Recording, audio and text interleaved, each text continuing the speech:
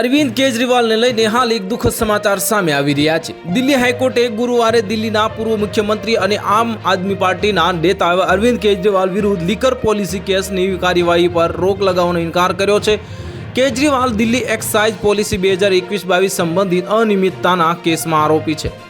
Justice Manoj Kumar ઓહરીએ કેસમાં ચાર્જશીટને સંજ્ઞાન લેવાના trial કોર્ટના આદેશને પડકારતી કેજરીવાલની અરજી પર તપાસ એજન્સી એન્ફોર્સમેન્ટ ડિરેક્ટોરેટ પાસેથી જવાબ માંગ્યો હતો અને હવે આ કેસની સુનાવણી 20મી ડિસેમ્બરે થશે અને 20 નવેમ્બરના રોજ કેજરીવાલ કથિત લીકર પોલિસી કેસ સંબંધિત મની લોન્ડરિંગ કેસમાં દાખલ કરવામાં આવી હતી।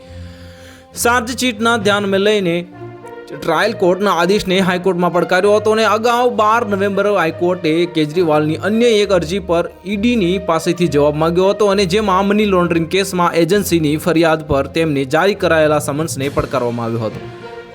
તેણે ફોજદારી કેસમાં આ તબક્કે તાબાની અદાલતની કાર્યવાહી પર સ્ટે આપવાનો ઇનકાર કર્યો હતો અને હાઈકોર્ટે મની લોન્ડરિંગ કેસમાં પૂર્વ મુખ્યમંત્રી અરવિંદ કેજરીવાલને 12 જુલાઈના રોજ વચગાળાના જામીન પણ આપ્યા હતા।